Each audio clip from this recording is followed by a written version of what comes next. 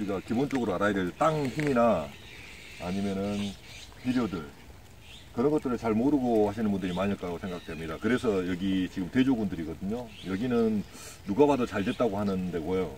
이 아래쪽으로는 누가 봐도 좀 안 됐다고 하는 고추 농장입니다.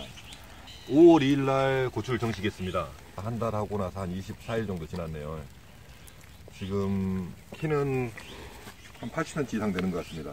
8cm인데 분지를 보시면 아시겠지만은 이게 이제 제일 밑에 방아다리라고 하는데 방아다리에서 분지가 되는 게 한 지금 7분지 이상 됐습니다.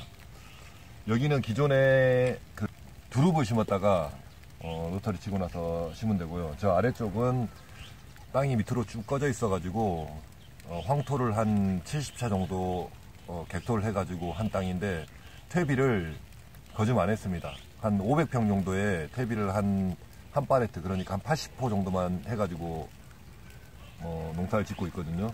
하도 이제 유튜브나 그런 데 보면은 그 퇴비 없이 어떤 제품을 넣어서 이것만으로 농사를 지었다는 걸 보여서 올린 경우가 많기 때문에 제가 올해는 한번 시범을 한번 해봤거든요. 한 100평, 150평 정도는 그 기존에 퇴비가 많이 들어가 있던 땅이고, 그렇지 않은 그 한 400평에서 450평 정도는 퇴비만 딸랑 한 80% 정도 뿌려가지고 농사를 짓고 있습니다. 보시면 아시겠지만은 이제 기본적으로 여기를 아까 전에 찍었거든요. 누가 봐도 농사가 잘 됐다 그러고, 아래쪽도 이제 워낙 그 퇴비가 많다 보니까 풀도 많이 자라 있습니다. 지금 풀도 한 2번 정도 맺거든요. 보통 다른 고추 농사를 지신 분들은 여기에 부직포, 제초 매트를 깔아서 농사를 지신 분이 많이 계신데, 저 같은 경우는 깔지 않고 한번 해봤습니다. 제가 말씀드리고 싶은 첫째는 뭐냐면은, 작물에 필요한 양분이 뭔가를 모르고 농사를 짓는다는 건 그건 있을 수 없는 일입니다. 그냥 심어놓으면 잘 자라겠지 그 생각을 하시는 분도 많이 계시겠지만은, 기본적으로 땅심을 실어주기 위해서 퇴비와 유기물 비료들, 그런 것들이 많이 있어야 됩니다. 그리고 고추는 워낙 그 영양분이 많이 필요한 작물이다 보니까 중간에 추비를 많이 해줘야 된다고 하더라고요. 55일 정도 재배하는 동안 여기는 아직 추비를 하나도 하지 않았습니다. 하지만 이렇게 많이 자랐거든요. 근데 저 아래쪽으로 내려가면은 여기 한 반 정도로 자란 것 같습니다. 저는 새로운 비료나 새로운 농자들이 나오면은 우선은 한번 써봅니다. 왜 그러냐면은 방송에서 나온 제품들을 우선 내가 써보지 않고 이게 좋네 나쁘네 말할 수 없기 때문에 한번 써보고, 좋으면은 그것을 컨택해서 쓰고, 좋지 않으면은 그냥 그런가 보다 하고 버리거든요. 여기는 고추는 아래와 같은 프로그램을 지었지만 생육 자체가 한 3배 정도 차이 납니다. 왜 이런 상황이 나왔냐면은,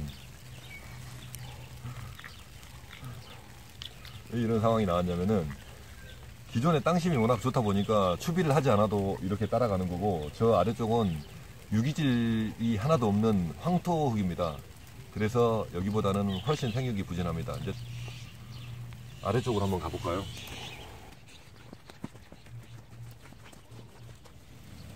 여기는 보시면 아시겠지만 아래쪽에 황토흙을 객토했기 때문에 풀도 잘 나지 않습니다. 비탈이 저 뒤쪽은 조금 높고 이 아래쪽은 낮았는데 70차를 받아가지고 객토하고, 퇴비는 500평에 80호. 그래서 이제 지금 농사를 짓고 있거든요. 보시면 아시겠지만 위쪽이 한 80cm 정도 자랐다면 이쪽은 한 50cm, 60cm 정도 자라지 않았습니다. 고추 때도 굵기도 확실히 다르죠.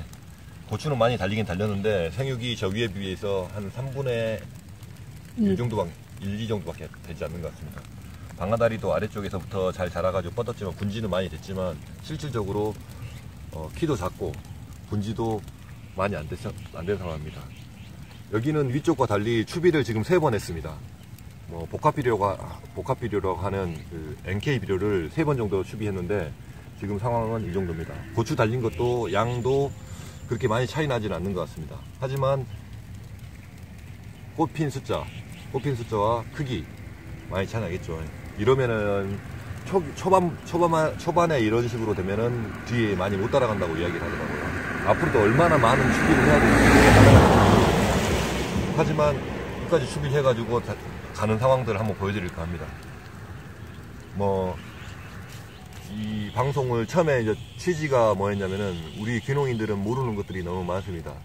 그런 부분에 있어서 유튜브를 많이 의존한다고 했었는데, 저희도 농사꾼이고 유튜브를 하시는 분도 농사꾼들이 많이 있습니다. 하지만 하면서 방송을 찍어주라는 등 뭐 유혹들이 많이 들어오겠죠. 유혹들이 많이 들어오는데, 그런 부분에 있어서 좀만 정직하게 이야기해주면은 저희들이 농사 짓는데 많은 도움이 될 것 같습니다.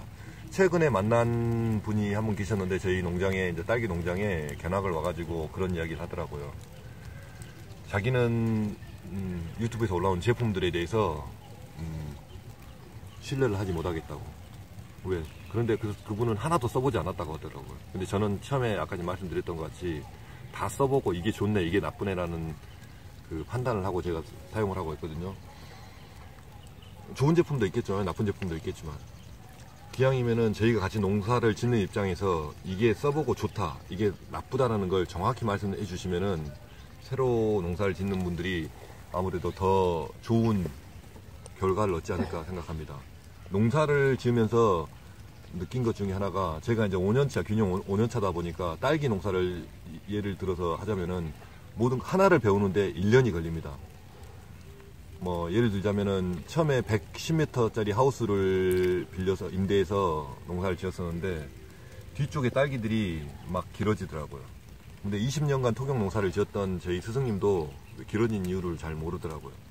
왜? 하우스 농사를 짓지 않았기 때문에. 근데 저는 그걸 배우는데 1년이 걸렸습니다. 뭐 우스갯소리로 제가 키가 187인데 주인 닮아서 딸기가 길어진다, 뭐 그런 이야기를 하기도 했는데, 그 원인은 온도였었는데, 온도를 제가 잡지 못해서 앞에서 이제 온풍기라 그래가지고 CO2 발생기를 떼면은 앞쪽은 잘 자라는데 뒤쪽에는 맹을 받아가지고 딸기가 길어지기만, 살은 안 찌고 길어지기만 하더라고요. 그런 것 같이 뭔가를 배우는데 1년이 걸리다 보니까 안 좋은 정보들, 잘못된 정보들을 우리가 접하게 돼서 그걸 시행하고 다시 고치는 데 정확히 1년이 걸립니다. 제가 고추를 이렇게 농사를 지어놓고 뭐 저 위에를 바라진 않겠지만, 처음에 이제 시범으로 재배하긴 했지만, 같이 됐으면은 좋은 정보를 받아서 같이 됐으면은 더 좋겠죠. 다른 고추 재배하는 농가에 비해서 그렇게 나쁘진 않습니다. 하지만 저 위쪽에 좋은 거에 비하면은 뭐 찍어놓은 걸 보시면 아시겠지만 3분의 1도 안 되기 때문에, 기왕이면은 정보들을 전하는 데 있어서 조금만 더 신중하게, 인생을 많이 걸 조금만 신중하게 해주시면은 농사를 짓는 입장에서도 그렇고, 뭐 이런 방송을 받아들이는 입장에서도 마찬가지로 좀 더 좋은, 서로 좋은 상황이 되지 않을까라는 생각을 해봅니다. 마지막으로 누구를 깔려고 하는 방송이 아니고 서로 잘 해보자는 그런 취지에서 올린 방송이기 때문에 나쁜 마음은 갖지 않고 뭐 시청해 주시면 감사하겠습니다.